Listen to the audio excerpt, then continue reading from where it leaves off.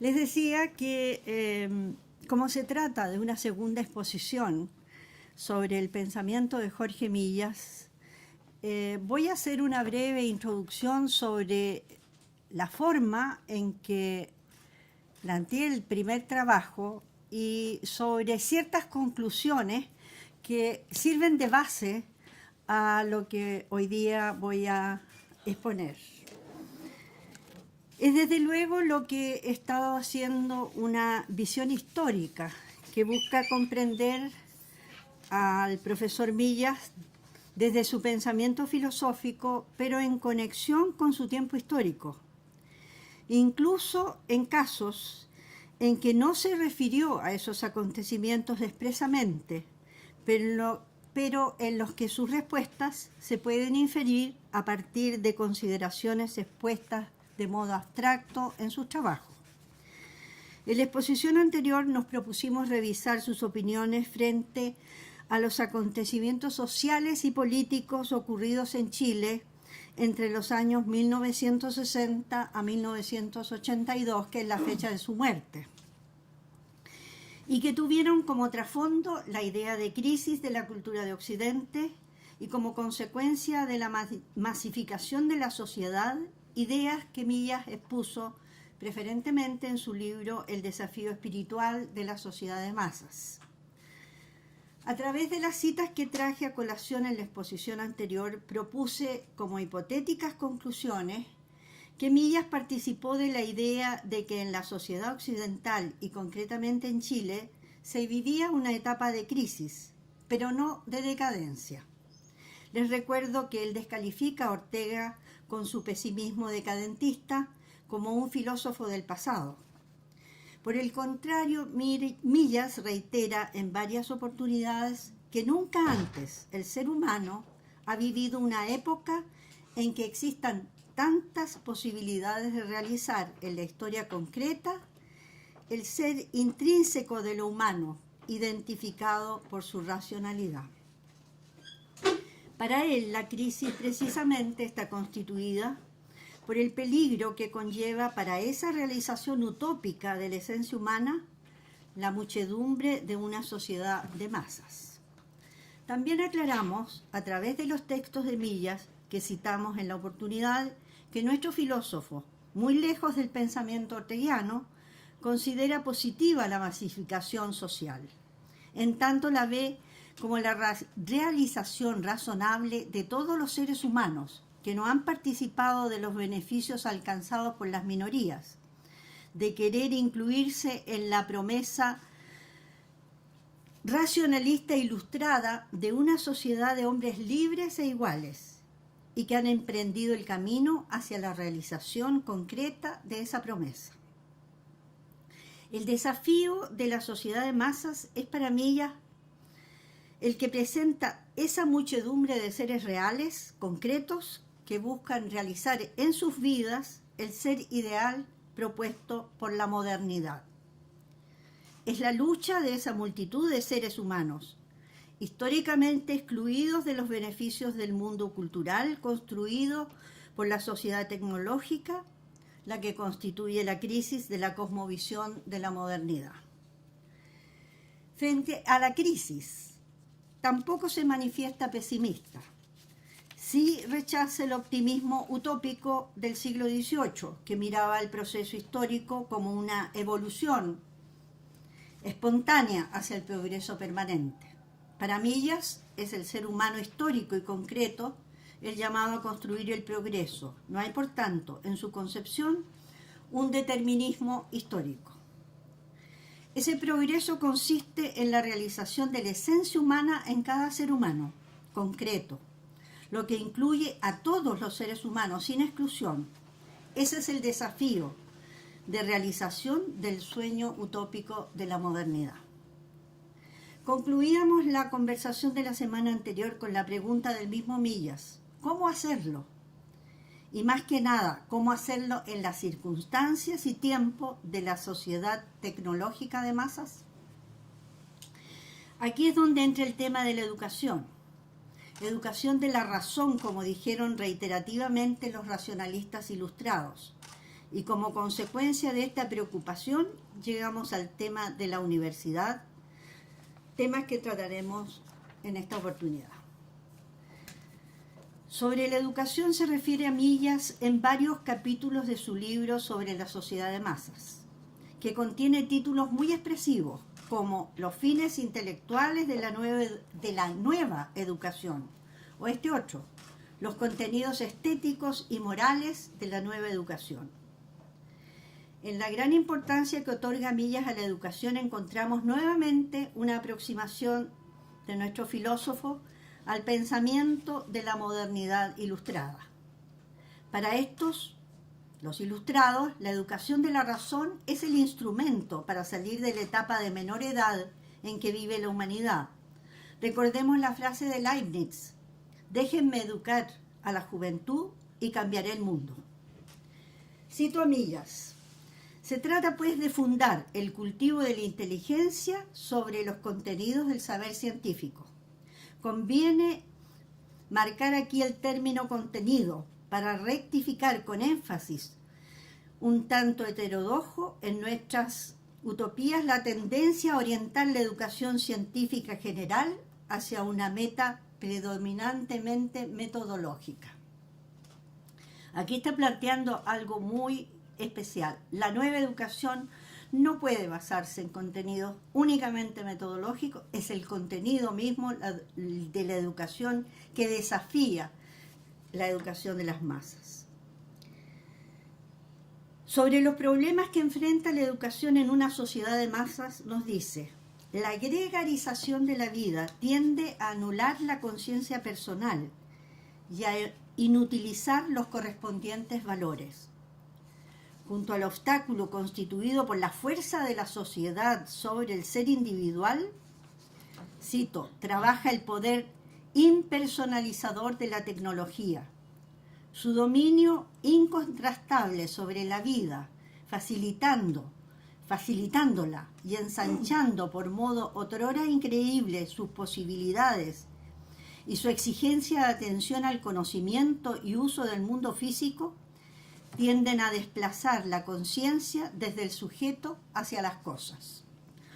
Todo contribuye a sumergirnos en ellas y a hacernos dependientes de ellas, en desmedro de nuestra conciencia propiamente humana. Hay aquí en estas ideas algo bastante similar a lo que exponen Horkheimer y Adorno en la dialéctica de la Ilustración, cuando plantean el peso de la tecnología y del desarrollo científico-tecnológico en la distracción del centro de lo humano dentro del proyecto de la modernidad.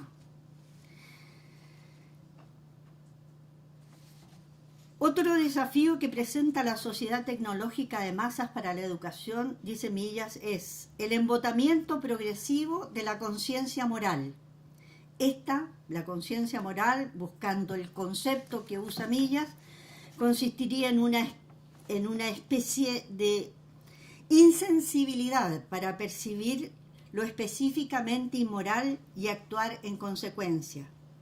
No alude acá a contenidos específicos, sino una especie de abulia o cansancio que impide la actitud alerta y vital, que reacciona defensivamente de aquello que daña o respecto de aquello que daña el espíritu.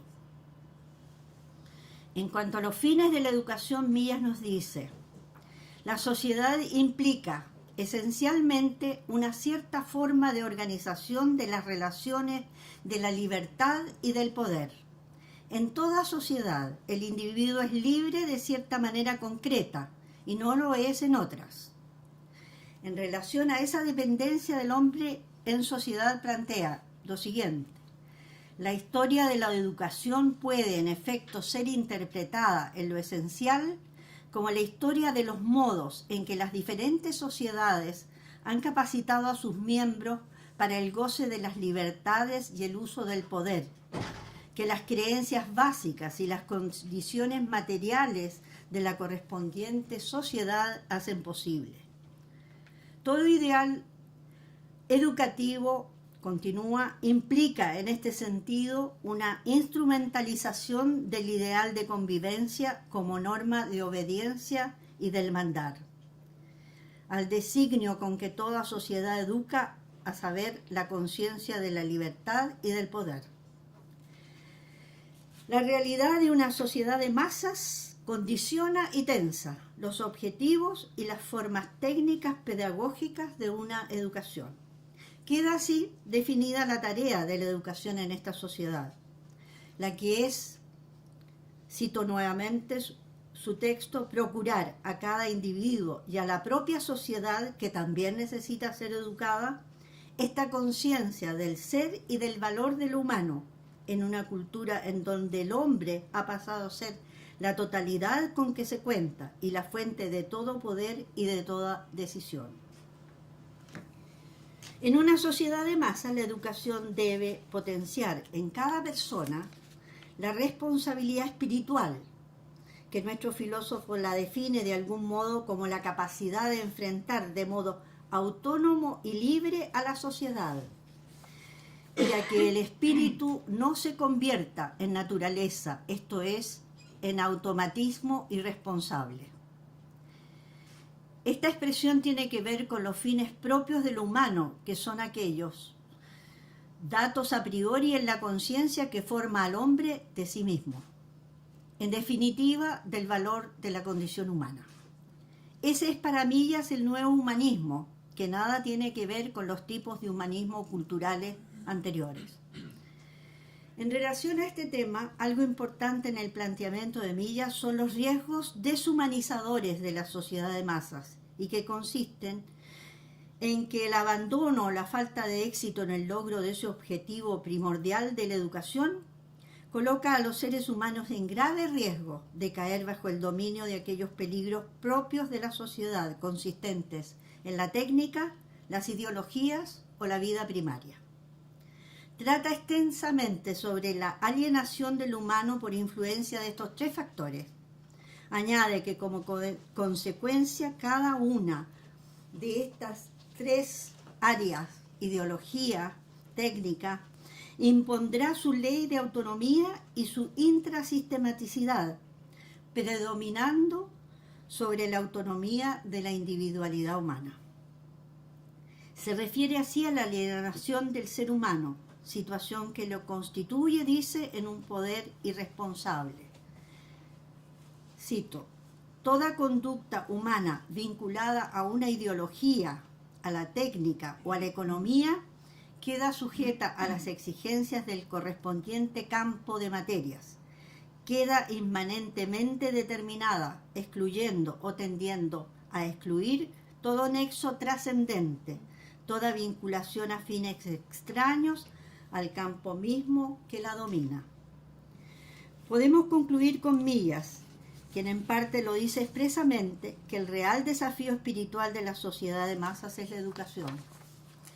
Subraya la existencia de ciertos principios que permitirían a los educadores realizar los objetivos de la educación en formas pedagógicas. Señala entre ellos antidogmatismo, espíritu de tolerancia, valoración del humano como instancia reguladora de nuestras relaciones interpersonales. Las humanidades, dice, estudiadas como expresión de la capacidad creativa del ser humano, son una de estas formas pedagógicas. Pasemos a la universidad en el pensamiento de Millas. Sus reflexiones sobre la educación se refieren, por supuesto, a todo el proceso educativo, pero nos dice, existe una etapa culminante del proceso tan indispensable como los anteriores. La universidad surge aquí como la base superior insustituible de la conquista del hombre para el hombre, en que el imperativo de la educación pone otra vez su énfasis. Su definición de la universidad no innova respecto de la tradicional definición medieval, alumnos y profesores, los que saben algo y los que van a aprender eso. Ni tampoco innova sobre su misión, juntar las inteligencias en una empresa comunitariamente organizada para la transmisión y el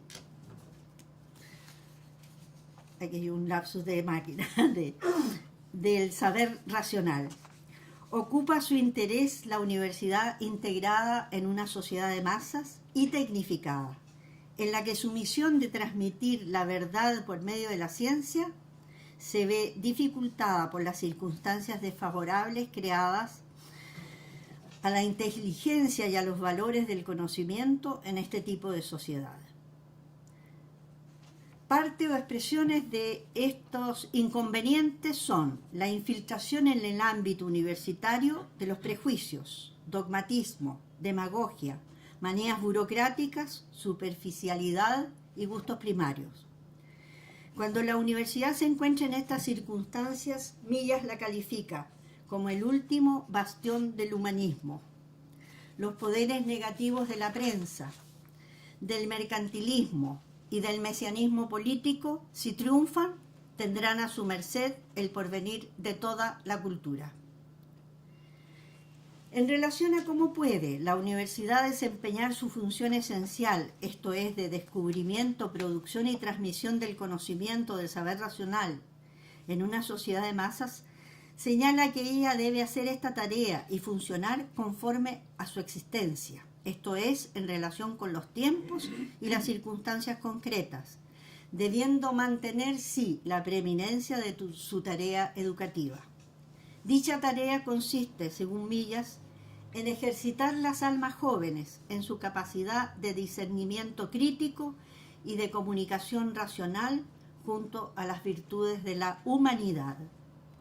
Se trata, sigue la cita, se trata de llevar la ética del pensar racional, esa actitud que no es sólo del intelecto, sino de la persona entera, para asumir la responsabilidad de juzgar críticamente, de renunciar a la soberbia de las propias convicciones, de valorar superlativamente la verdad, de reconocer su carácter dialogante, de dignificar al prójimo como interlocutor y constituir con él la comunidad viva del diálogo creador. Su pensamiento sobre la universidad distingue entre una idea absoluta de universidad y una idea relativa de esta. La distinción está vinculada al análisis de la reforma universitaria en una charla que dio muy temprano por el año 40.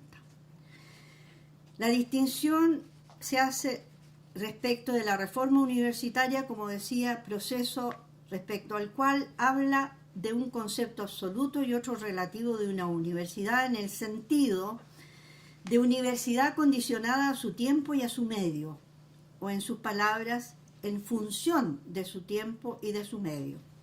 La idea absoluta de universidad corresponde a una determinación del concepto o esencia de universidad, que está determinada solamente por la índole de la cultura espiritual del ser humano en cuanto a tal. Es el concepto en abstracto de universidad. O sea que se trata de una institución que debe determinarse por el hecho de ser una institución espiritual del hombre civilizado. El concepto relativo de universidad es accidental y lo es en cuanto a la universidad, comprendida como concepto absoluto, lo es únicamente como función de la vida humana. En tanto mirada como concepto relativo, esta es mirada en función de la vida humana en tiempo y situación determinado. En este caso se corre el peligro, dice, de perder su esencia en la situación en que al adecuarse a las necesidades y características de su tiempo y de su medio, pierda rasgos inherentes a su esencia. ¿Qué rasgos no puede perder la universidad a riesgo de dejar de ser lo que por esencia debe ser? Esta pregunta se la hace Millas y la contesta diciendo que no puede dejar de ser una comunidad de maestros y discípulos destinada a la transmisión y al progreso del saber superior. Dice que la simpleza del concepto nos obliga a pensar el problema actual de la universidad a partir de sí misma, es decir, de su ser esencial. Este esfuerzo nos lleva a precisar, dice, que entendemos por el saber superior que ella está destinada a transmitir. ¿En qué consiste este saber superior? El saber superior es aquel que en cualquier época surge como producto de las técnicas más elaboradas que ese tiempo dispone para la búsqueda, el discernimiento, la integración y la verificación del conocimiento humano. Quiero decir que a la universidad le corresponde la custodia de un tesoro, el mejor saber de su tiempo. Más adelante especifica que el conocimiento cambia dependiendo de los métodos y técnicas de descubrimiento y verificación de que dispone cada época, pero que se resume en la idea de que se trata del saber racional. Yendo al problema de la universidad contemporánea, Villa se plantea que la universidad, en su tarea de transmitir y producir el progreso del mejor saber de su tiempo, resulta comprometida con exigencias derivadas de su propio ser como universidad. Especifica que el saber superior implica 4 cosas. Primero, como contenido, la construcción de una imagen del mundo. Segundo, como valor inspirador, la verdad entendida como disciplina del entendimiento. En tercer lugar, como valor instrumental o condición mediatizadora para que sea posible aquella imagen del mundo regulada por el concepto de la verdad, la libertad de la investigación y de la expresión dentro de la universidad. Y en cuarto lugar, como método o técnica de la investigación y de la comunicación, la discusión racional. Antes que nada, la universidad, es también cita de Millas, antes que nada, la universidad tiene que ser el baluarte del conocimiento inspirado en la verdad y en la libertad, y regulado por la discusión crítica, y si a pretexto de cumplir otras misiones que se proclamen exigencias de la época, la universidad traiciona a esta, se destruye a sí misma. Se alcanzarán posiblemente otros fines, pero entonces querrá decir que hemos de renunciar a la universidad. Ya veremos lo que para el destino de la cultura y de la propia justicia social puede implicar el tener que renunciar a la universidad. Fin de la cita. Cuando se habla de que la universidad deba cumplir con su tarea de transmisión del conocimiento en función de las condiciones y necesidades de su tiempo, lo que se está diciendo es que debe cumplir con esa misión que le es propia y esencial dentro de las nuevas condiciones que para la transmisión del saber y su progreso ofrece la sociedad actual. Esta idea la explica Millas diciendo que el desafío para la universidad consiste en que debe resolver el problema de transmitir y conservar el saber crítico y los valores que él implica en condiciones nuevas, que él califica de peligrosas y adversas y que tienden a amagar su existencia. Agrega que las nuevas condiciones de la sociedad que ha traído el cambio social consisten en la tecnificación, la masificación de la sociedad y que ellos han cambiado las condiciones para la investigación del saber y para su transmisión. Agrega que no hay forma de resistir a estos cambios y que la vida humana se ha hecho función dependiente del desarrollo técnico.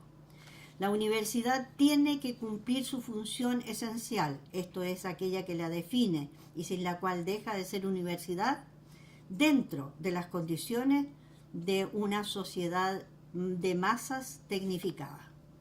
Califica esta sociedad de masas y tecnificada como la gran oportunidad del hombre.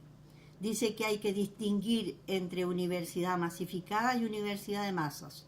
Sostiene que aunque la sociedad esté masificada, de ahí no se sigue que fatalmente que la universidad deba ser masificada.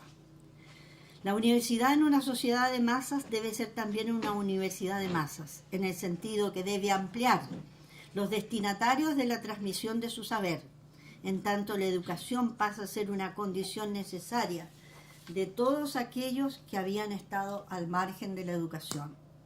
Ellos, convocados hoy a la participación en la cultura, necesitan acceder al conocimiento. El nuevo proyecto de sociedad ha convocado a participar en el poder a todos aquellos que hasta nuestros tiempos habían estado privados de él. Cito: la universidad no puede desentenderse de preparar a la sociedad de masas para el ejercicio masivo del poder político y del poder en sus otras formas. Para Millas, la universidad debiera asumir el papel de poder espiritual de su tiempo. Dice, con las armas del conocimiento, la verdad y de la libertad. Sin embargo, agrega que si bien la universidad debe educar a las masas, ella no debe masificarse. ¿En qué caso se masifica? Eso se manifiesta en la interrupción del diálogo racional, dice. Esto es cuando no se respetan entre sí los miembros de la comunidad, cuando no se reconoce el derecho a la divergencia, cuando se piensa que lo correcto es renunciar al pensamiento y acción individual y asumir en forma automática, como reflejo colectivo, la actitud tiránica de los grupos. La violencia, dice, interrumpe el diálogo, y la violencia en la universidad es peor y más grave que en cualquier otra parte. Formas de violencia en la universidad son el dogmatismo de los maestros, el autoritarismo de quienes tienen el poder. Recordemos que lo que hemos descrito hasta aquí a través de las citas de Millas es la idea de la universidad y sobre la educación, que de acuerdo a su visión de la sociedad de su época tenía Millas en los años 1961, cuando se publicó el libro sobre el cual hemos hecho referencia en varias oportunidades. Más adelante se inicia el proceso en el que en los años 1968 a 1973 y con posterioridad hasta 1982 se producen primero la reforma universitaria llevada adelante por los movimientos estudiantiles de ese periodo y a partir de 1973 con el inicio de la dictadura militar, la etapa de intervención de las universidades. En ambos periodos hay escritos de Millas que expresan sus ideas sobre la educación y la universidad. En concordancia, todas estas expresiones respecto de la universidad con aquellas que expresó teóricamente en los años 60. Conocida es la edición de varios de estos escritos con el título La idea de universidad. Revisaremos el pensamiento y actitud de Millas en ambas circunstancias, antes del 73 y después del 73.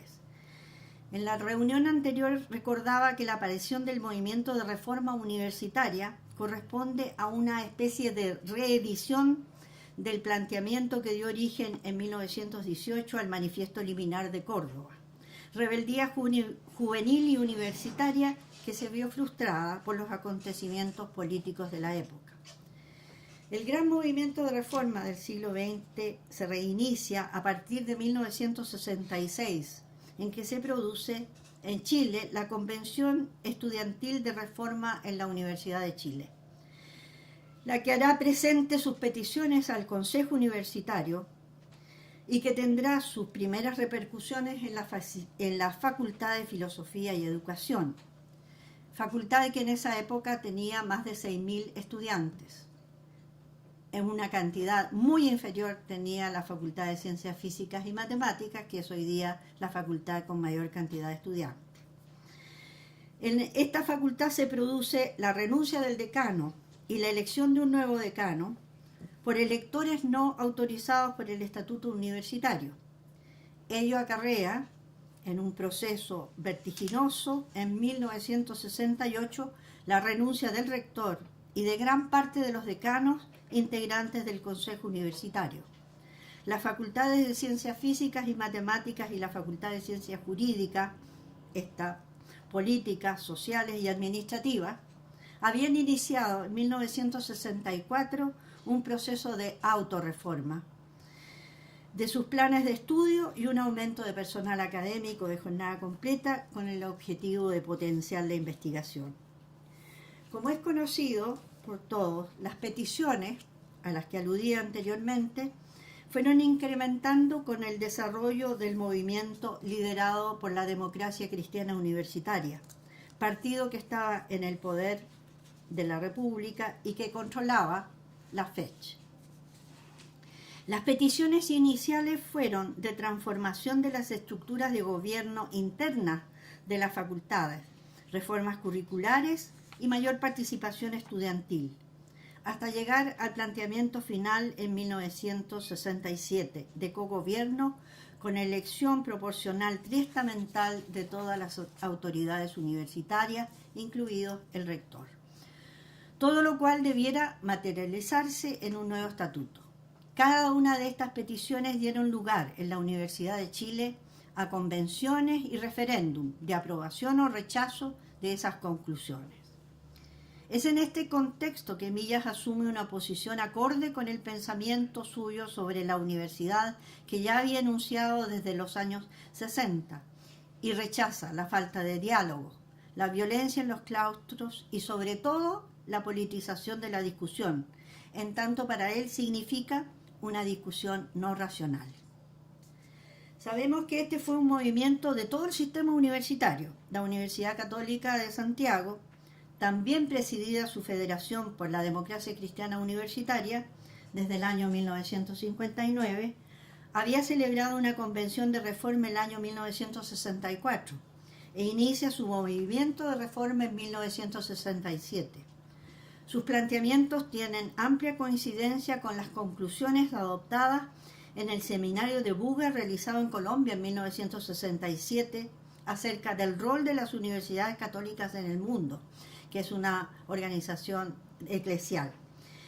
Inició la reforma con la conocida toma de su casa central y el letrero sobre la mentira de la prensa, que produjo la renuncia del rector Silva Santiago ese mismo año. Producido el golpe militar e intervenidas todas las universidades mediante el nombramiento de rectores delegados de la Junta Militar, aviadores unos, marinos otros y del ejército los terceros, más la intervención de los claustros académicos y estudiantiles y de funcionarios, el año 1981 se inicia una segunda etapa de la intervención, mediante la dictación de una regulación por decretos leyes y decretos con fuerza de ley de todo el sistema universitario, que mediante el control económico de las universidades y la expansión del área universitaria privada pretende controlar la ideologización de las universidades, según expresan en un artículo muy importante publicado en la época por los profesores de la Universidad Católica Jaime Guzmán y Hernán Larraín en la revista Realidad. La actitud de Millas de asumir con sus escritos y conferencias la defensa del concepto de universidad frente a la intervención militar de las universidades no hace sino mostrar la consecuencia de su pensamiento en torno a la autonomía universitaria como condición sine qua non de la búsqueda y transmisión de la verdad como misión esencial de la institución. Las consecuencias para su trabajo y para su vida son por demás conocidas. La defensa heroica que hiciera de la libertad universitaria fue la demostración de que su pensamiento era parte de una vivencia vital. Valga en este caso la redundancia. Unas palabras finales. Hemos discutido sobre la vigencia de su pensamiento y de su obra, y ya hemos señalado la actualidad tanto de los temas que lo ocuparon como de muchas de las conclusiones que él enuncia. Al margen de toda discusión, creo que está, sin duda, la vigencia de Millas a través de quienes fueron sus alumnos y de aquellos, nuestros alumnos, a quienes transmitimos, sin la claridad y elegancia suya, muchas de sus enseñanzas, como parte la más importante de esta cadena viva que constituye el ser de la universidad. Y creo que ese es el legado más importante al que puede aspirar un profesor como Jorge Millas.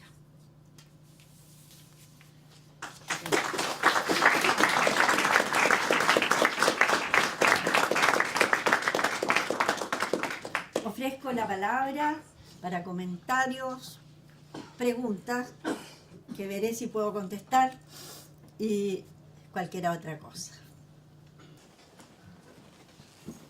Si alguien dijera, cuando Millas escribió estos pensamientos respecto de cómo ver a la universidad como la combinación del proceso de educación de la razón, la manera en la cual las masas podían también acceder a los ideales propuestos Sí. más que podía. Bueno, claro, que era posible, que este era el camino.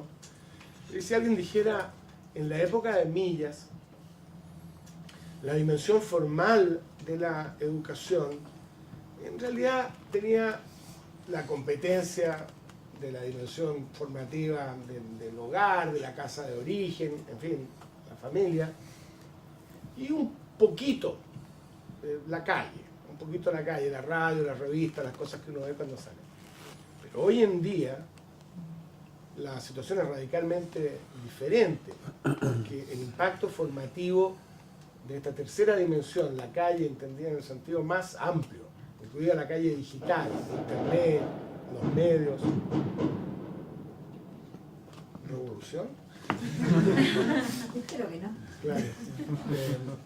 Si alguien dijera, el escenario nuestro es totalmente distinto, porque lo que se puede esperar de la parte institucional de la educación es muchísimo menos, porque la competencia es horrorosa, la familia está muy desaliñada y la calle tiene una riqueza, una variedad, un vigor que las instituciones educacionales formales no tienen ninguna chance de competir.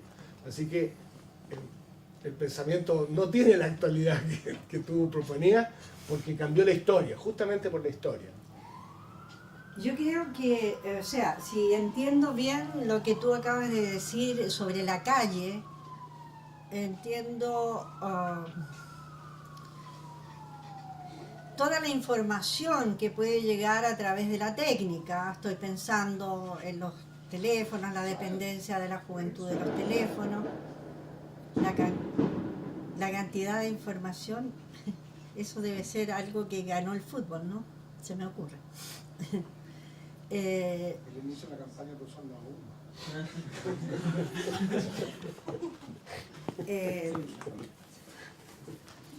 Él habla de la dependencia de la técnica y precisamente no creo que el aumento de todo aquello que distrae de una educación racional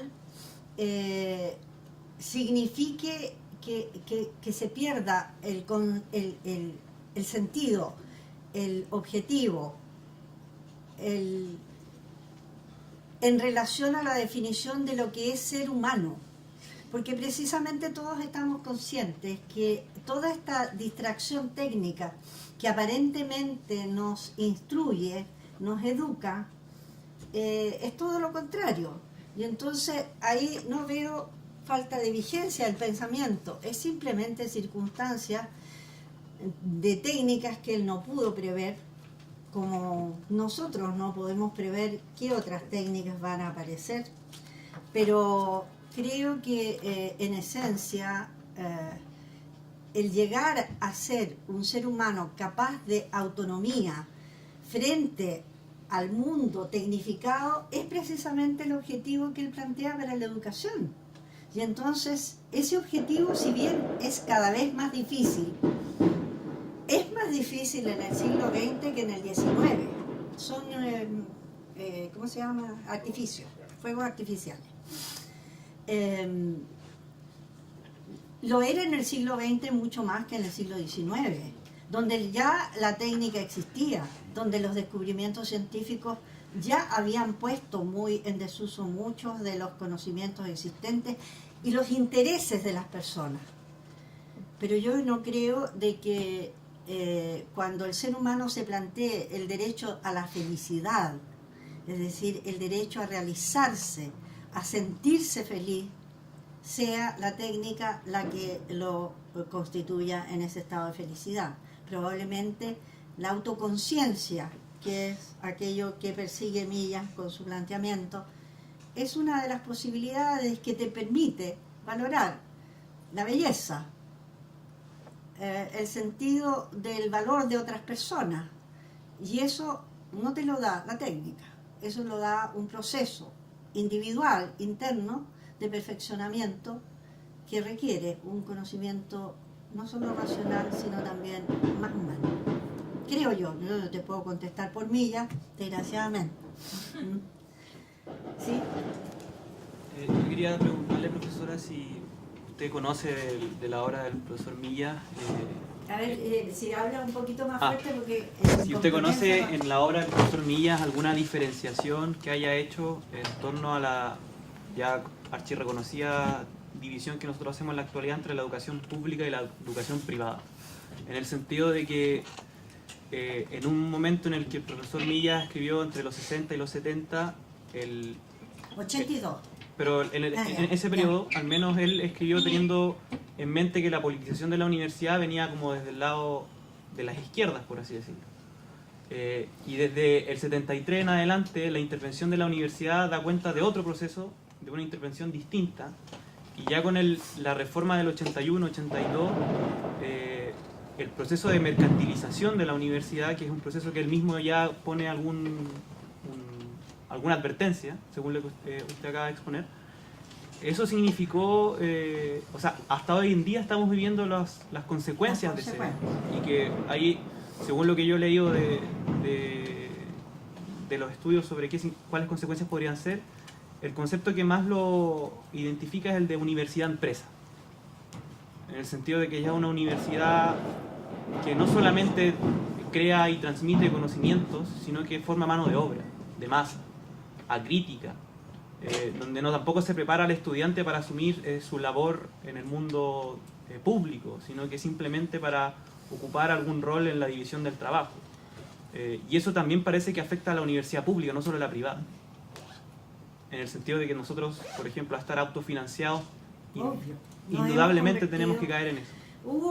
Y eso fue un propósito consciente y claro, yo creo que fue una forma muy inteligente de lograr un objetivo. Todo la intervención de las universidades, que tiene varias etapas. Y digo inteligente y que logró un éxito por cuanto lograron destruir gran parte de aquello que había construido largamente la universidad pública, y mediante un sistema de convertirla meramente en empresa, haciéndola perder esta esencia de la cual habla Millas, en el sentido de ser para producir conocimiento, resguardar ese conocimiento y transmitirlo. Hoy día tenemos que competir para obtener fondos, para sobrevivir como universidad, prestando mucho esfuerzo a la investigación, a el trabajo docente, que se hace en las condiciones en que se puede, simplemente. Fue una intervención exitosa desde el punto de vista de los objetivos del gobierno militar. Eso a mí no me cabe duda, esa es mi opinión personal, no la de Millas, sino en parte, por cuanto al oponerse a la intervención de la universidad en ese conocido texto que llamó La Universidad Vigilada, lo que él está hablando es de que la universidad no puede ser universidad en las condiciones de intervención y de condicionamiento de la libertad de investigar. Lo dice en varias partes, de la libertad de expresión. La libertad de expresión dentro de la universidad es fundamental. Entonces, sí, claro. Y Millas se pronuncia contra, o sea, como uno de los peligros de la masificación y de esa masificación que incapacita al ser humano para realizarse individualmente, también a las ideologías religiosas. Por lo tanto, es muy severo con las ideologías religiosas, él es un no creyente. Por lo tanto, este concepto de una universidad pública, laica, que es el prototipo de la universidad de la modernidad, es el concepto de universidad que le está manejando. Es allí donde se puede ser dialogante, es allí donde se puede poner en tela de juicio la verdad propuesta por otros. no en una universidad ideológica. Así que sí, yo creo que podría dar una respuesta favorable. Por favor, tú volvías. ¿Sí? Sí, yo tenía una pregunta sobre... Fuerte más. Una pregunta sobre los miedos de Millas acerca de la universidad. Sobre los miedos de Millas acerca de la universidad. Según su análisis, ¿cuál de esos miedos hoy en día se nos ofrece como nuestros problemas más coyunturales? Bueno, de la universidad en general no podría hablar. De la Universidad de Chile, creo que nuestro mayor temor en este momento es las consecuencias de la intervención que todavía no logramos superar en muchos aspectos. En el aspecto económico, el condicionamiento a una competencia de producir conocimientos y venderlos. Es quien compra el que determina lo que quiere comprar. Y eso determina a su vez la investigación y el producto que la universidad tiene que producir. La universidad está llamada a pensar en una proyección de mucho tiempo, 20, 30 años hacia adelante. Debe otear en el horizonte qué es lo que viene y condicionarla a que certifique margarinas o certifique pollos es productivo, pero delimita lo que ella investiga y sus capacidades se van dirigiendo entonces hacia donde puede sobrevivir económicamente. Eso obviamente no tiene nada que ver con el ser de la universidad. Puedo contarles en forma coloquial que en los años 90 asumí un cargo en la rectoría que me llevó a conocer íntimamente la universidad y la situación de absoluta precariedad en que estaban determinadas partes de la universidad, facultades, centros de la universidad, y que estaban produciendo servicios para financiamiento universitario. Y esos servicios eran la repetición de acciones que no eran científicas, pero que sí eran producto del conocimiento científico de la universidad. Era penoso hacer convenios permanentemente con universidades extranjeras en las cuales el servicio prestado por la Universidad de Chile, que podía prestar otros, era un servicio básico, elemental, porque tenía que ganar ese dinero. No estamos en esa misma situación después de todo el transcurso de este tiempo, pero hay muchos remanentes. La investigación se financia con proyectos concursables. No hay un financiamiento estable que permita a la universidad determinar qué debe investigarse. Se investiga aquello que, de acuerdo a los criterios de Fondesit, va a ser elegido como un proyecto financiable. Y eso depende mucho de la integración de los comités y demás. O sea, hay una serie de situaciones de índole económica que no pueden ser eliminadas en este momento y que condicionan el trabajo universitario de una manera deteriorante para él. ¿Sí? Por último, de esos efectos, ¿qué consecuencias ha visto en el pensamiento jurídico de las últimas décadas? ¿Cómo? En cuanto a los efectos... ¿Al conocimiento jurídico? Sí. ¿Consecuencias? ¿De qué?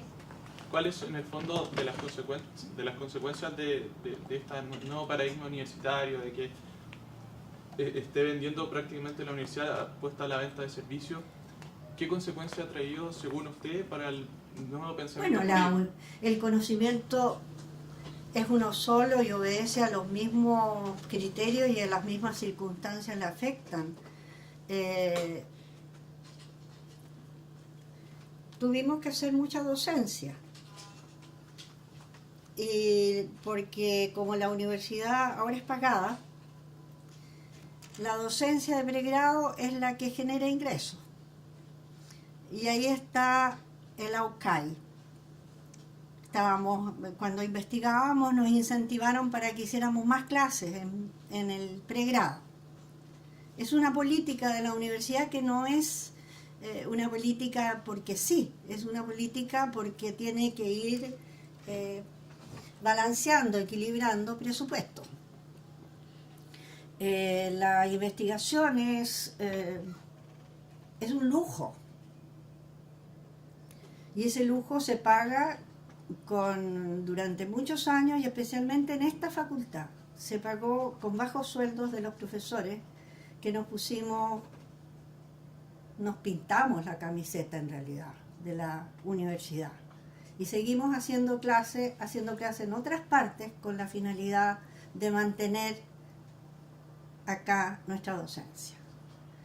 ¿Para qué? Porque creemos que aquí hay un sitio muy especial en que convergen muchas personas de muchos lados.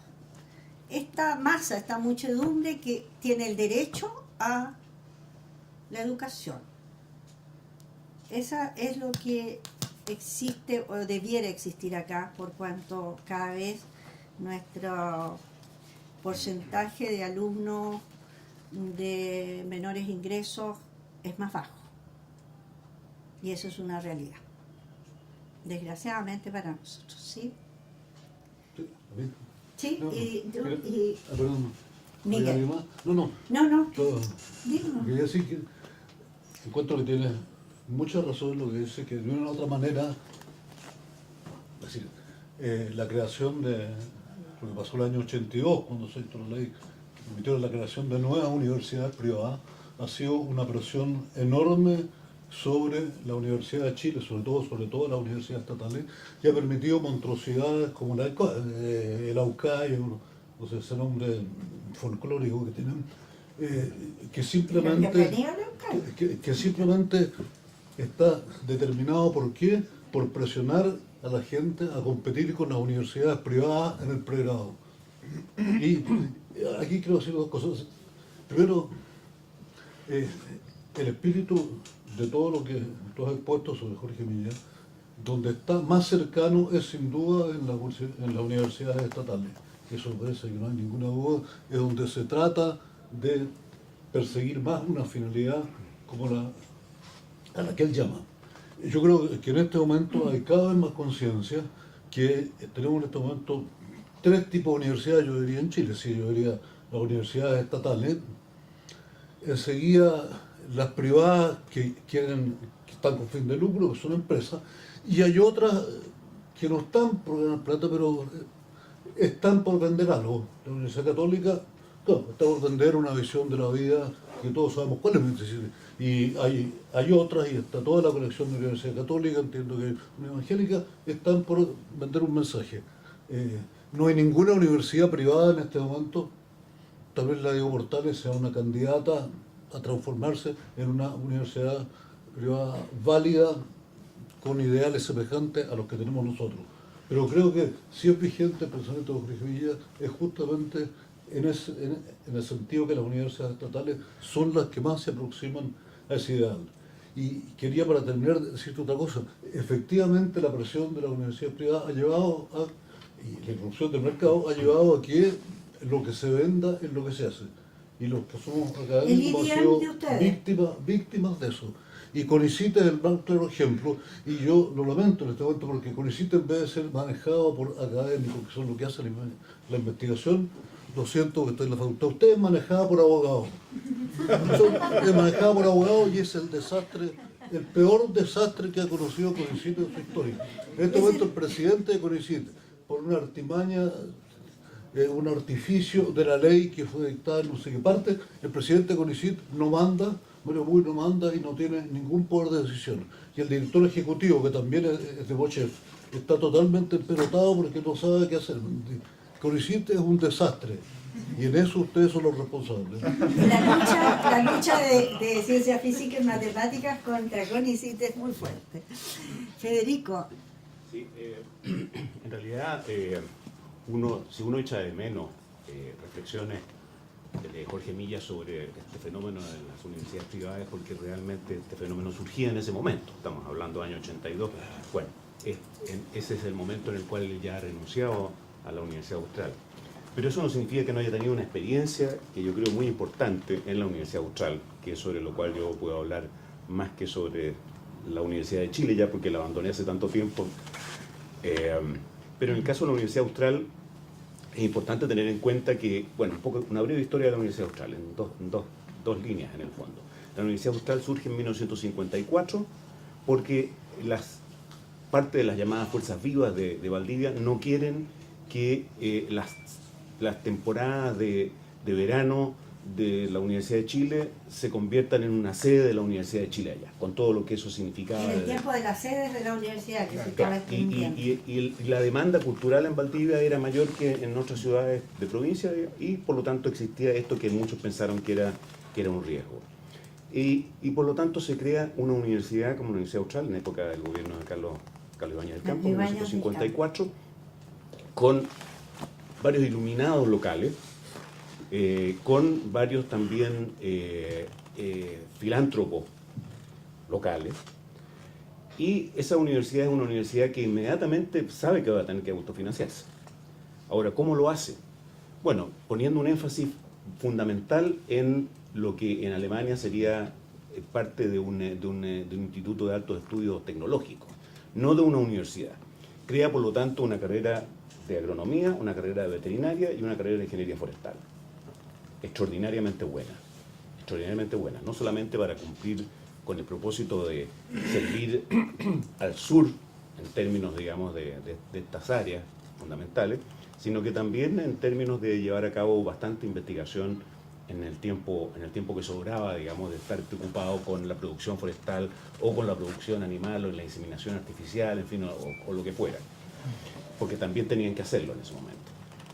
Pero se le fue quedando atrás el tema propiamente de ser una universidad. Había solamente una facultad que surgió un poco después de estudios generales que se llamaba, que como su nombre lo indica era como una especie de barniz cultural en el fondo, para que la gente entonces pudiera también tener eventos de tipo cultural en la ciudad y naturalmente que bien llevado esto también tuvo bastante fruto, llevado por algunos intelectuales. Pero hacía falta algo más para que la universidad se convirtiera en propiamente una universidad. Y ese es el momento en el cual Jorge Millas empieza a hacer empieza a cumplir su misión en la universidad, más allá de ser una clase por aquí, otra clase por allá. Es el momento en el cual se crea, en mi opinión, la facultad, es decir, son dos momentos en realidad, la facultad de Ciencias Físicas, la facultad de Ciencias, la facultad de Filosofía y Ciencias Sociales, de la cual él es decano, y se crea también una facultad de Pedagogía. No, eso es, yo diría, 1973. Ya. 73, 72, sí, 73. Empezó a ir para allá.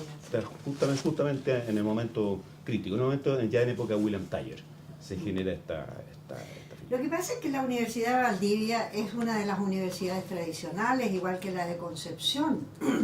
Cuando hablamos de las privadas, no hablamos de las 5 universidades existentes al 73. En lo específico de Valdivia... La Santa María también. Valdivia casi, es decir, Concepción casi nació, digamos, como Atenea de la mente de su padre, digamos. Nació muy armada. La Universidad Austral no nació tan armada, en verdad. Sí, tiene un nacimiento distinto. Era un nacimiento distinto y por lo tanto bastante más pobre en materia.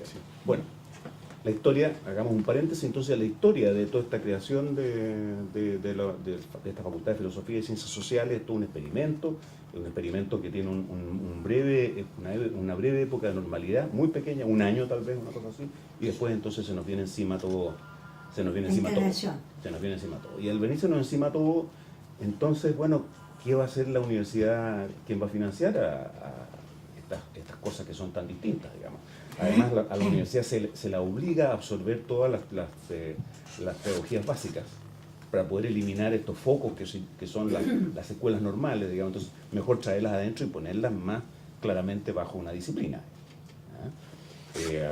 Y naturalmente Jorge Millas tiene que empezar a lidiar como director de estudio. Una de las cosas que tiene que tratar de mantener viva en la Universidad Austral es esta posibilidad de hacer ciencias, digamos, de distinto tipo, de hacer investigación, y también la posibilidad de hacer filosofía, no menor en todo esto, mantenerla viva en una estructura y en una filosofía de la universidad a la cual todo eso le repugna.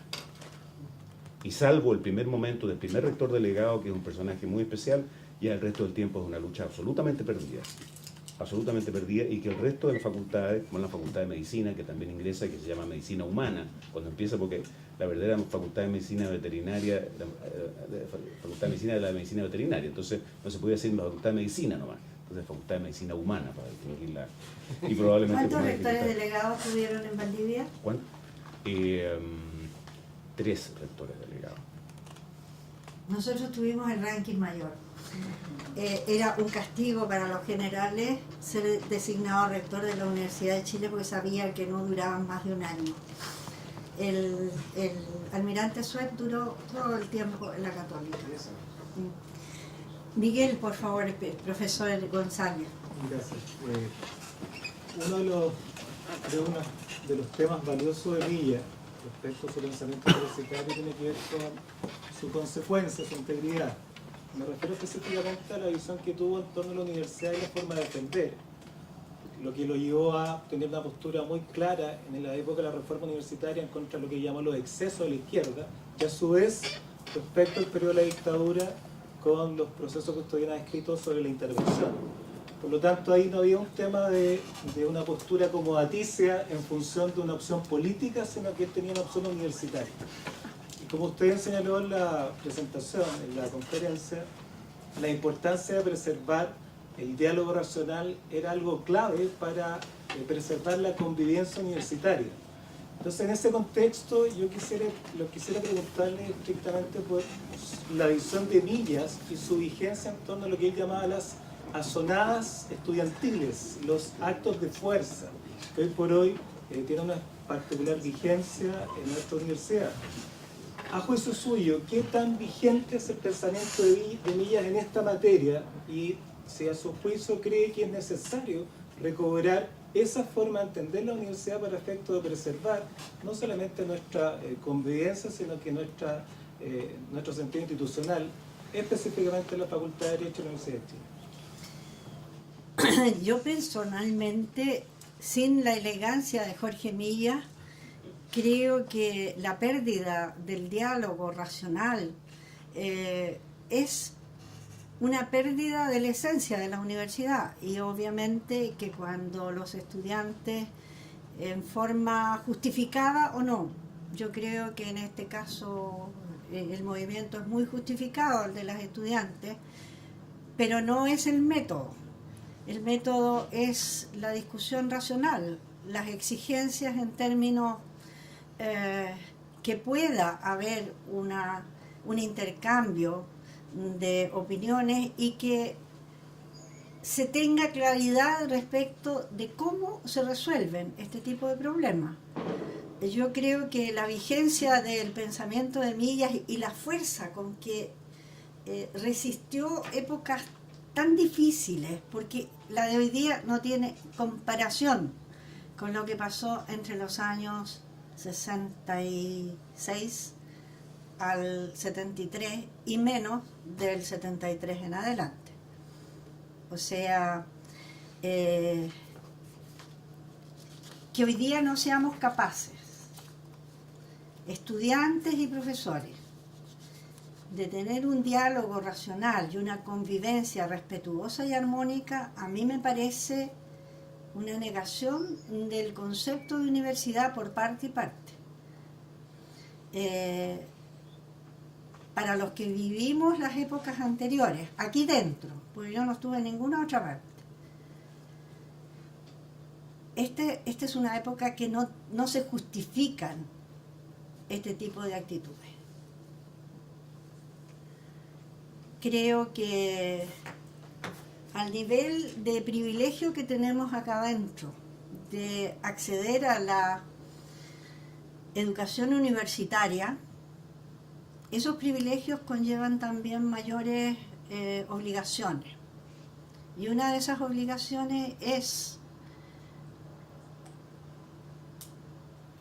obligarse a lograr un diálogo racional con todos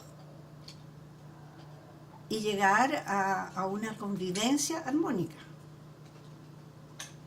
En estas condiciones no se pueden enseñar y no se puede aprender. Se está perdiendo el tiempo y la vida de los académicos y también están perdiendo ellos la oportunidad de que en esta universidad que tratamos de ser la mejor y que ya no lo somos en parte, el esfuerzo que hacemos se pierde. Eso lo tengo clarísimo. No tengo la estética lingüística de Millas para hacer los discursos como lo hacía él, pero es obvio que es lo mismo. ¿Hay alguna otra observación o pregunta? Sí, por favor. Sí, profesora, relacionado un poco con lo que estaba hablando recién, me pregunto qué importancia le dará la universidad o le tendrá que dar la universidad a las clases de ética, ¿no es cierto?, para salir tal vez de esta crisis de la que hablaba Milla, que tal vez estemos vigentes con lo que usted hablaba. Yo a principio de año me tocó hablar con una alumna de 4º año de esta carrera que decía que ramos como filosofía moral, no eran relevantes porque no eran prerequisitos para otro ramo. Y eso lo encontraba gravísimo, sobre todo una alumna de 4º año. A mí me parece que esa opinión de esa alumna es producto más bien que de un problema curricular de la universidad, de una mentalidad economicista que se ha instalado no en la universidad, porque aquí hacemos lo posible por no centrar en lo económico, que es muy importante para la vida de las personas, pero no es lo esencial. Yo creo que esa mentalidad no es propia de la universidad, pero sí la traen los estudiantes. Cuando tenemos aquí la escuela paralela, entre los que al entrar preguntan con qué profesores es más fácil ir, y hay algunos que preguntan cuáles son los buenos profesores. Esas son dos mentalidades, y esa mentalidad no la vas a cambiar con cursos de ética. Yo creo que precisamente otra, y lo mencionó el profesor González, la consecuencia de un profesor como Milla es más que un curso.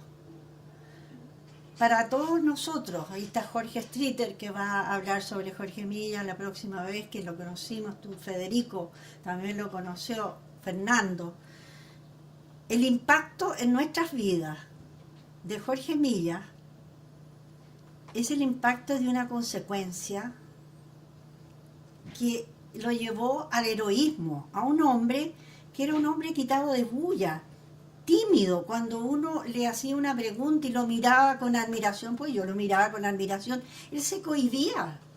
No era un profesor de grandes discursos, tenía un lenguaje bellísimo, pero con una voz pequeña y permanentemente con esta actitud enseñaba. Y el ser, y mirando la caja de fósforo y el cigarrillo, en esa época fumaban los profesores en la sala. Pero se transformó en un monstruo, de un símbolo de lo que puede ser la entereza moral.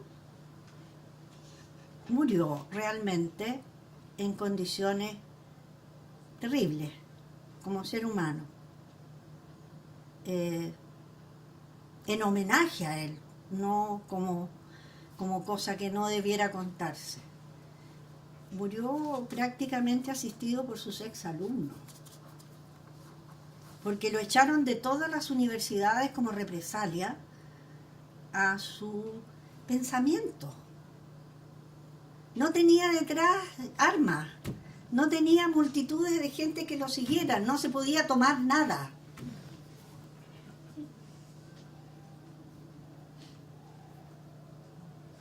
Eso a mí me parece una clase de ética insustituible.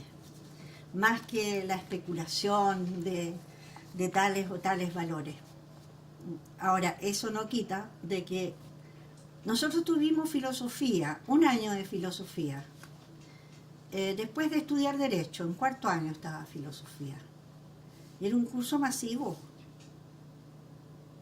A mí no me tomaron nunca asistencia en filosofía y no dejé de ir nunca. Y lo perseguí en todos los cursos que daba en las temporadas de verano.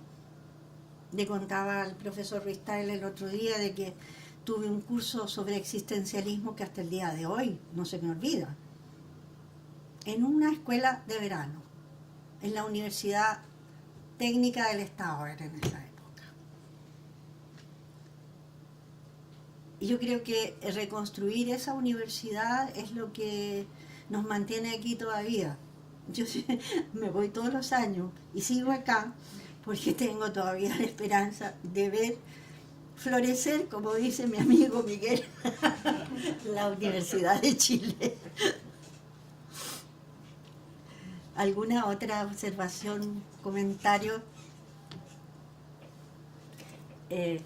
Profesor Ruiz Tagle. Bueno, Angélica, la verdad es que lamentablemente no pude llegar a escuchar la exposición, pero he escuchado este intercambio de palabras y escuché la exposición anterior. Y yo quiero decir que es bien emocionante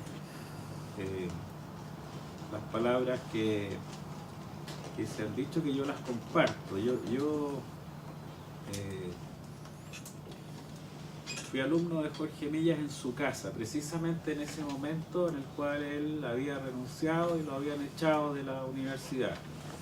Vi un aviso en la revista Hoy, donde él ofrecía clases particulares, y entonces decidí ir a visitarlo a su casa, y tuve un curso maravilloso con él sobre Hayek.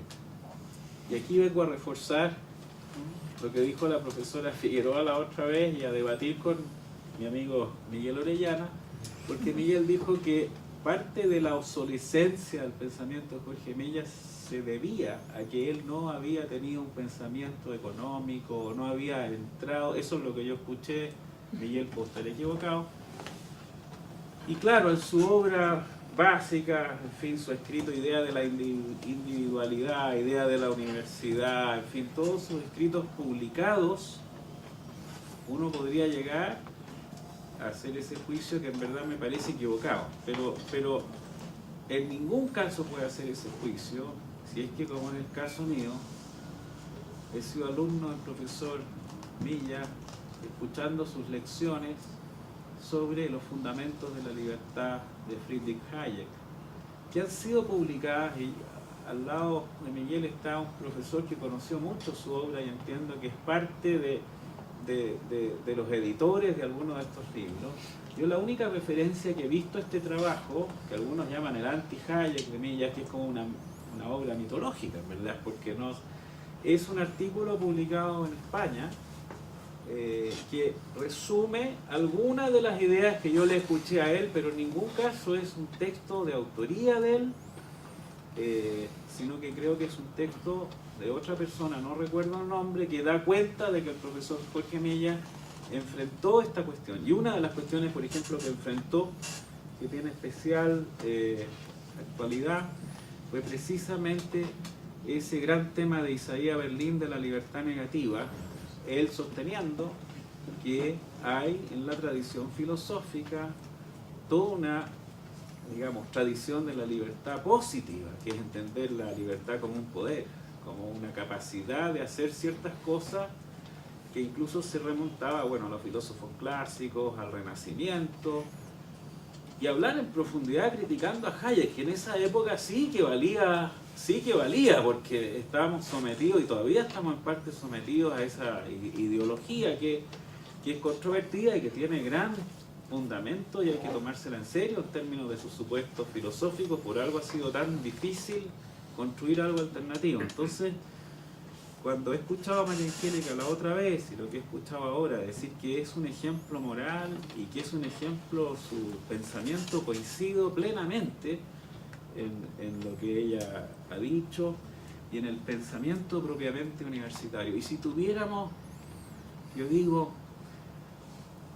una parte de los talentos universitarios y académicos de Jorge Milla, yo no me atrevería a aspirar a todos ellos, pero una parte. Y una parte de su humildad y de su capacidad de pensar en el límite, como decía él, realmente creo que en nuestra facultad y en la universidad tendríamos muchos incentivos y muchos estímulos para que no estuviésemos discutiendo cuestiones de canibalismo, cuestiones de antropofagia académica, departamental y burocrática que en realidad nos enredan, y estaríamos mucho más entusiasmados con las cosas de fondo de la universidad. Yo le comenté a María Angélica la otra vez que había lamentado profundamente que no me hubiesen invitado a exponer en este seminario, pero bueno, yo nunca he contado que he sido alumno de Jorge Milla, y me alegra enormemente escucharlos a todos, y voy a venir de todas maneras el próximo lunes a escuchar a mi gran profesor y amigo Jorge Streeter, porque creo que es una gran idea haber hecho este homenaje. Y en este momento, y eso coincido totalmente con María Angélica, esto es lo que había que hacer. Aquí está la Universidad de Chile, aquí está la Facultad de Derecho, a pesar de los fuegos artificiales y las bombas lacrimógenas, aquí estamos en realidad los que nos interesa, bueno, el pensamiento crítico, y yo me alegro enormemente de haber podido venir y escuchar esta lección. Y me alegra también porque María Angélica me contó que aquí está entre nosotros, entiendo, el profesor Enrique Tirapelli, a quien no conocí, porque él también siento gran admiración. Eso.